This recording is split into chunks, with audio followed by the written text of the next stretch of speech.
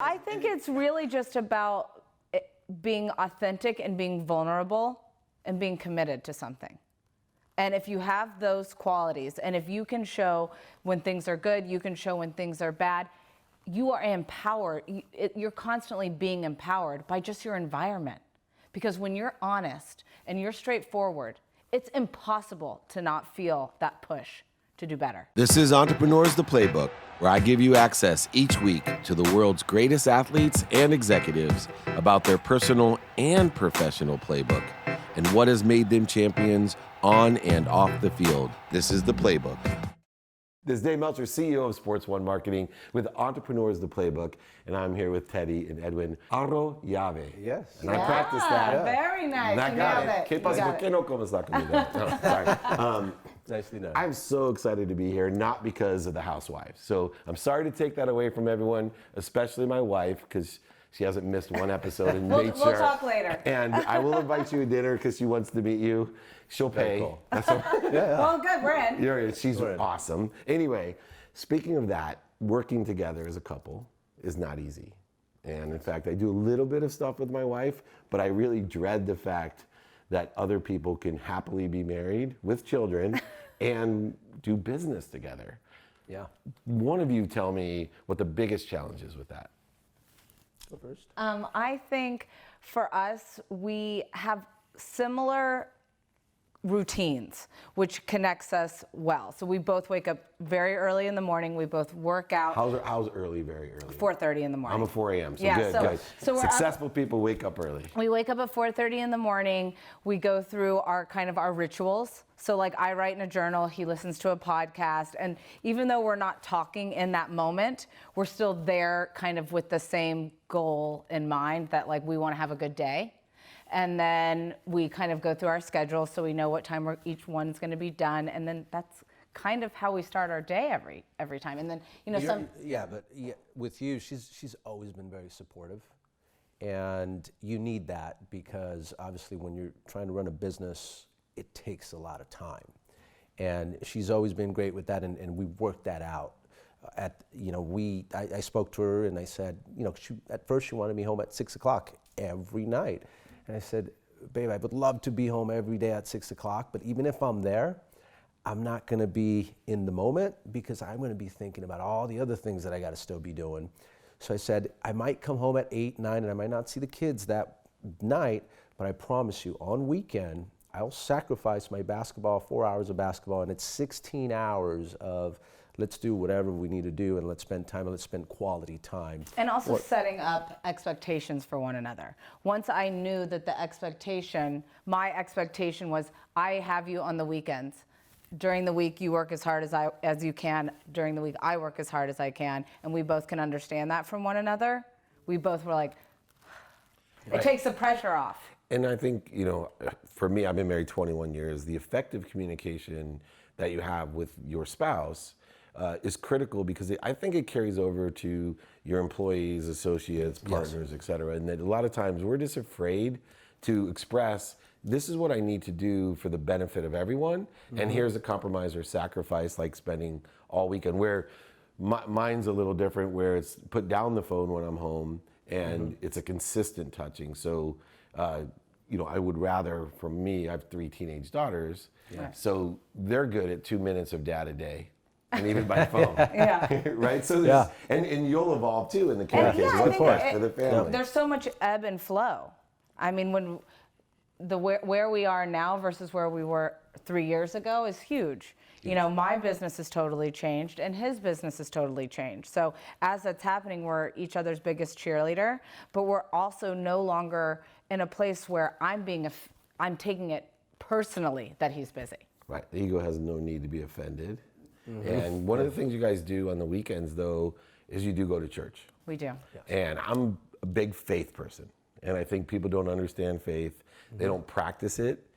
Whatever your routine is in the morning, I believe is an energetic, a positive energy. And it's one of God or inspiration that you listen to a very positive podcast, I would imagine. I don't know what it is. Yeah, and touching on that, David, I just literally talked about this.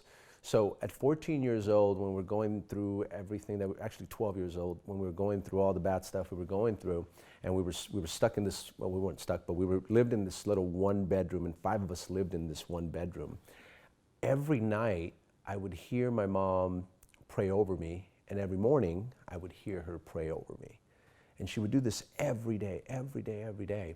So all of a sudden, I start to believe that I'm blessed. Right. I start to believe that God is with me. And I always tell people, rule number 1 is you have to have some sort of faith, because if you're going to take on some God-sized challenges, then self-proficiency is no longer an option. So you better have a higher energy, I mean, whatever you want to call it. Right. You better believe in something, Big. right? And then obviously the second thing is you got to believe in yourself. But it starts with, believing in God. And that helped me so much through taking risks, because people always called me a risk taker, and I never looked at it as I was a risk taker. And I always believed that he was with me, and it just made everything. I mean, I still had to produce, right? I still had to take action. I still had to do all the things that I needed to do. Proactively claim things. Yeah, and then the second thing that my mom did for me at a very young age that helped me tremendously was she put me in sports. And sports taught me how to deal with adversity. Sports taught me how to compete. But more importantly, sports taught me that if I worked hard enough, I could probably get what I want. Because in sports, I was never the most talented. I was definitely not outspoken. I'm still not the most talented. Right? She kicks my butt every time. I feel you. Dude, a little giggle there. But I always, so I wasn't the most talented, but I always, and maybe this was a vanity of mine, I did not want to be on the bench. And I was like, I don't know how I'm going to do this, but I'm going to start. And I worked my butt off, and next thing you know, before the season started, I'd be a starter. So that started to build some confidence in me, Sure. in that little shy kid, because now I started keeping promises that I made to myself. And then fast forward 3 years later, I get a job at a phone company. And again, it's doing sales, and I'm very shy, so I should be the last person doing sales at the time. But my goal was bigger than any excuse that I could give myself on why I couldn't. I love that. Say that one more time. My goal was bigger than any excuse I can give myself on why I couldn't do it. And I knew that this was my only vehicle to get my family out of the situation that we were in. So I did what I always did, which I just went in there and I outworked everybody. By the time I was 16, I became a supervisor of 6 people. By the time I became 18, I became a manager of about 40 people. And once again, I kept promises I made to myself, which was when I first started working there, I said, I want to be a supervisor. By 18, I said, I want to be a manager. And your goal to make that much money wasn't really you wanted anything. You wanted to buy your mom a house, which is what my goal was. I wanted to buy my mom her house, and I always tell people, you have to believe, but in order to believe, you have to build your identity. And the way you build your identity is by putting yourself in pressure situations that you probably don't think you could attain. Mm-hmm. And at 16, Like marrying Teddy. Like marrying Teddy, exactly. Right. You outkicked your coverage, buddy. But yeah, I totally did. But everybody thought I was crazy because you're going to be a manager. There's people twice your age. You're not going to manage anybody. But I still took the risk because, again, my goals were bigger than my excuse. And then when I landed that job, my identity started to rise. Sure. And I started to believe that I am worth $100,000 a year. Because you could say you're worth $100,000 a year all you want, but until you prove it, and the only way you're going to prove it is if you put yourself in that situation that's going to demand the best out of you, and then you surpass it.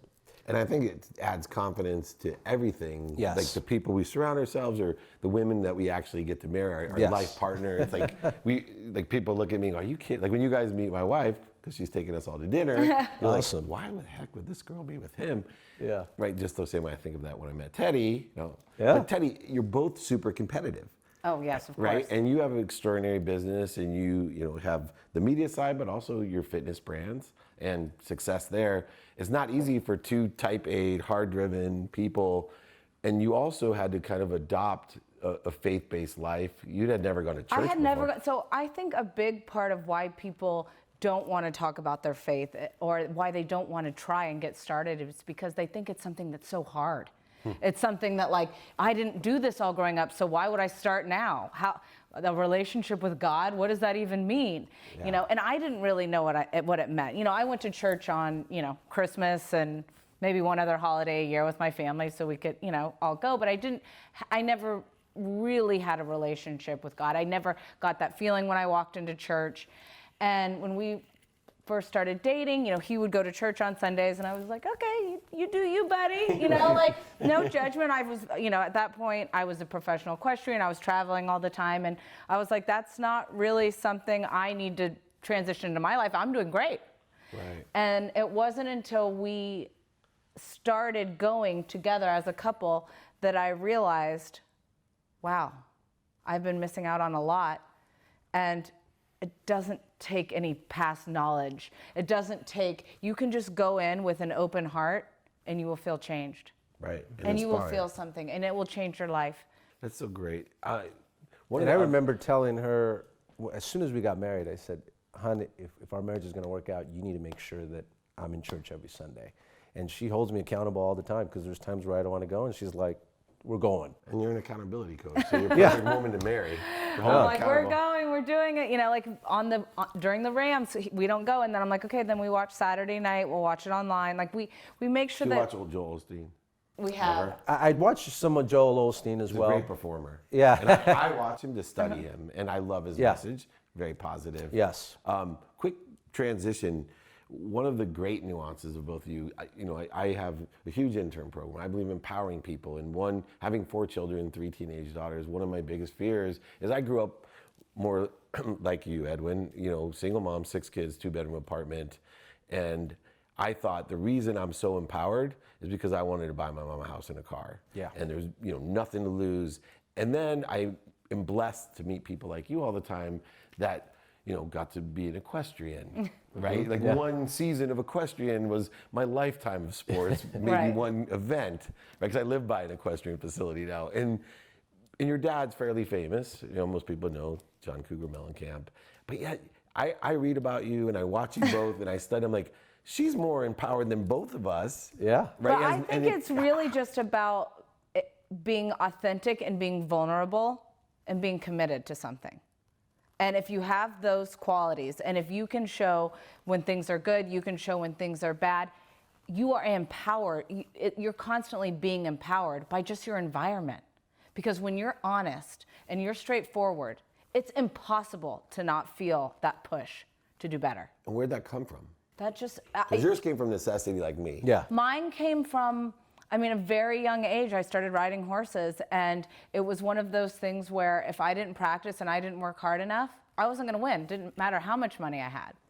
And winning to you was for yourself or to make your dad proud? Or your No, mom it was proud? always for yourself. I traveled by myself. I lived with my coaches. Like I was a working student. I did everything I could to be able to ride as nice a horses as possible so that the end goal would be that I could win. And winning wasn't just so I could get first place, but I loved the mental portion of it. Like you would see me walk up to the ring and I would have a full ritual. Like I would be like, I'd have my breathing, I'd do my one like weird like thing with my finger, and then I'd have to have 3 sippy cups. Like it was all just something I loved.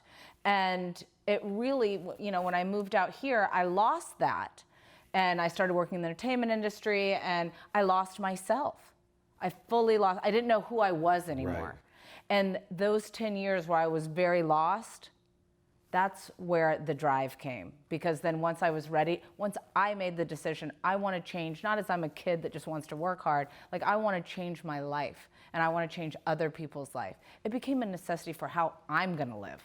Oh. Not about money for me, it was about how can I live with myself. And you're so good with that accountability. I'm a business coach. I always joke around. I'm like, it's so funny. And I go, I think they just use me to be accountable for. Like, and you know, and then I feel like a hypocrite because I believe one of the most difficult things in life, and you both are so good at this, but still trying like me, is consistency.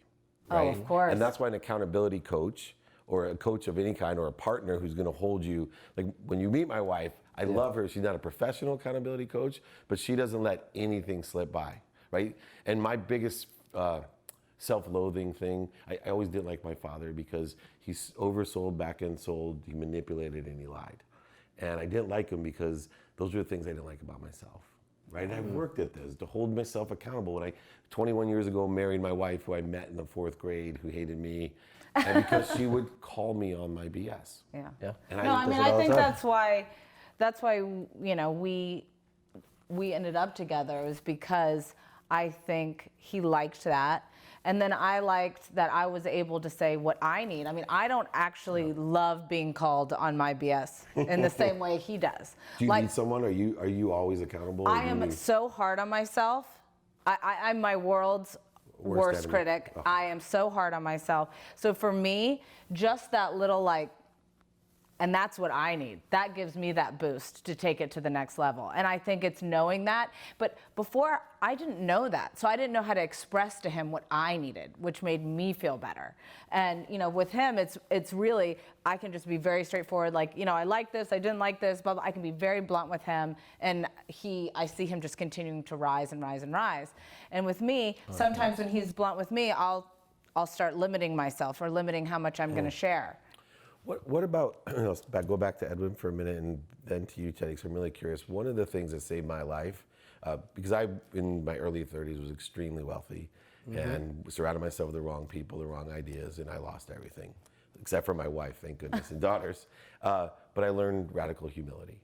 Sometimes when we grew up with nothing or everything, not that someone has everything, but more than people that have 2 bedrooms and 6 kids. But, you know, there comes a point where you're so successful that you almost self-entitle yourself and you lose your humility, whether it be through TV. I've seen so many just wonderfully nice people all of a sudden get surrounded by people who don't tell them the truth. Well, you don't want to have paid friends.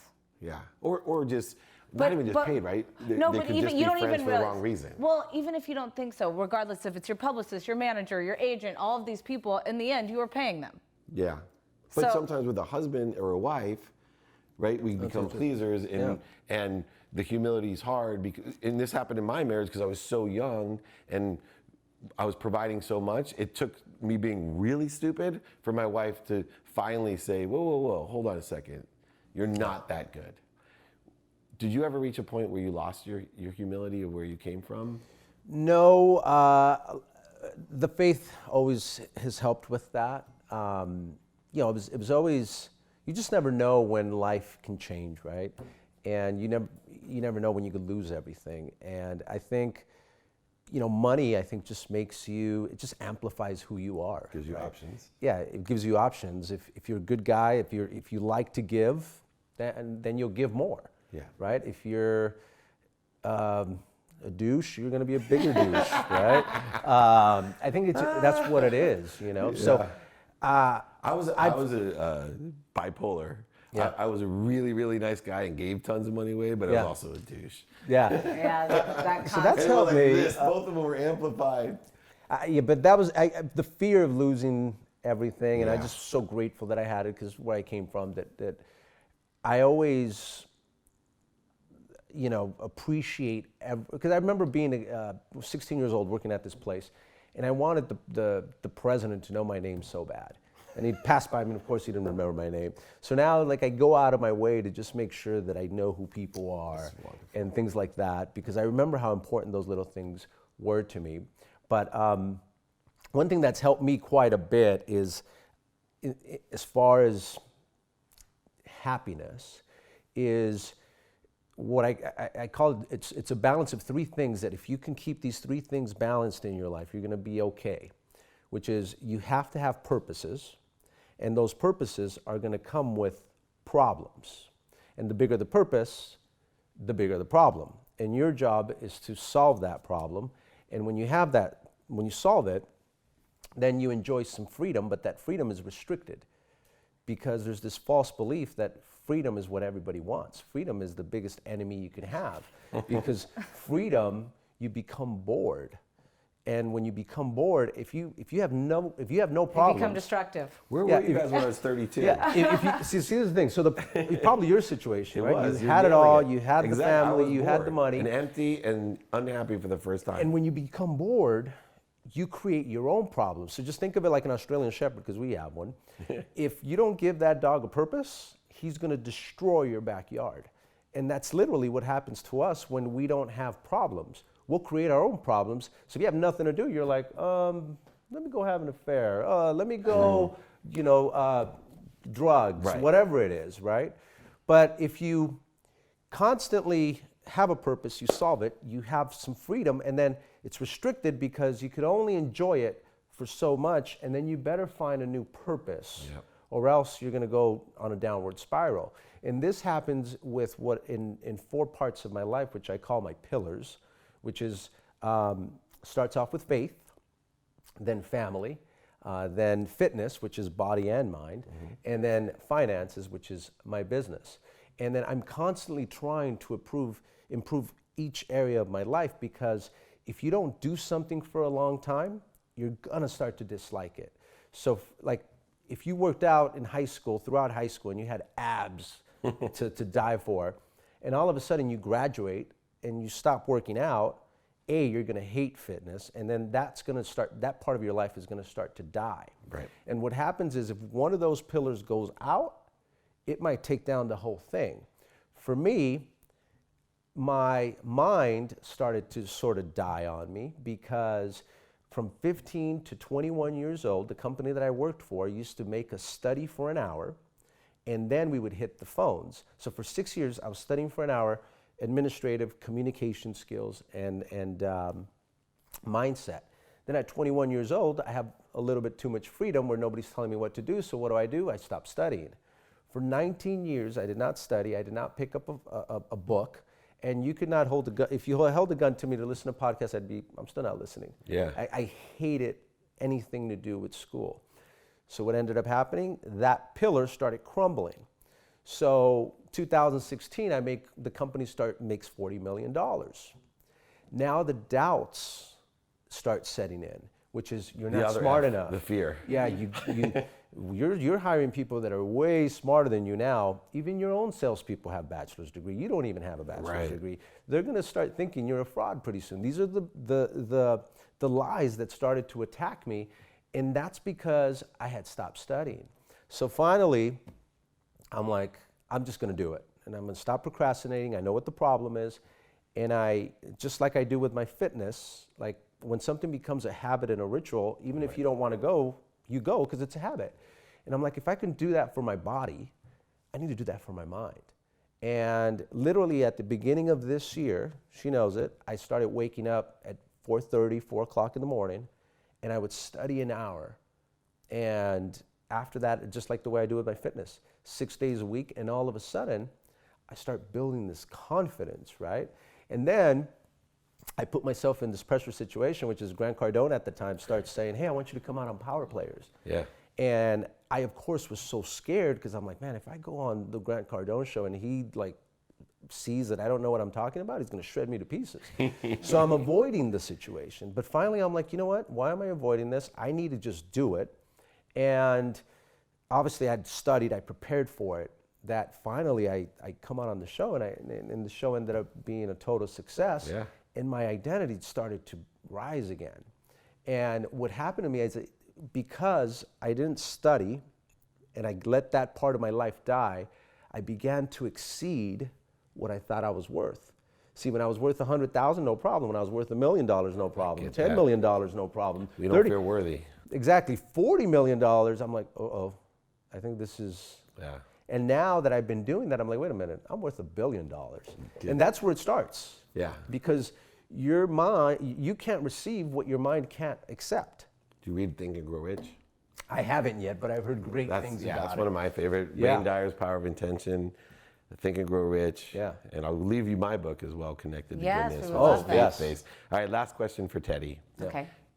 We talked about happiness, and everyone has a different definition. Mine being the enjoyment of the consistent, everyday, persistent, without quit pursuit of my potential, my truth, which is with God in the universe, whatever you believe. Yeah. People like you have great faith and happiness, and you help so many other people be happy as well. And you're so principled. You and I could have been born in the same family, right? North America, South America. Like literally, I'm listening. Like, God, he's going to go through my 4 principles. They're all F's instead of right. Yeah. But what does happiness mean to you? Happiness means waking up, doing the things that I'm proud of, making sure that I'm present, and making sure that I'm doing something to help others. If I'm able to do all of those things, I can be happy. But it's also telling myself that it's okay if there are moments where I'm not happy, and that's life. And if you start obsessing about feeling like you have to feel happy at every moment, at every day of your life, you're going to get so bogged down obsessing about why you're not happy, you can't focus on the tools on what you need to do to make yourself happy. That's awesome. I love this because it's just so nice to me to see a pair of people that are living in a symbiotic relationship, completely competitive, outgoing, but also of service. And you have a beautiful family. I love your way of life. I'm hoping that this relationship goes beyond an interview because I get to meet certain people. I'm like, okay, hopefully they're my lifelong friends, because you should be really proud of yourselves. And I hope, as an example to other people, and I know TV shows portray people. I don't, fortunately, watch all of them, but both of you, I will tell anyone that watches the show, this is what they're really like. I don't watch the show. This is what they're really like. It's what we aspire to be, because you're gracious and you're giving. And I think you should raise your number to 100 billion, because that's what I've done for me. That's Very cool. I work at it every day. Yeah. And I study the Course in Miracles every morning as well. Wow. But most of all, I'm grateful Well, for your time. And I only wish you both us. more continued happiness, success, and health. And you can really embody all three of those. So thank you. What a great episode for this beautiful couple. I'm here, Dave Meltzer, with Entrepreneurs, The Playbook.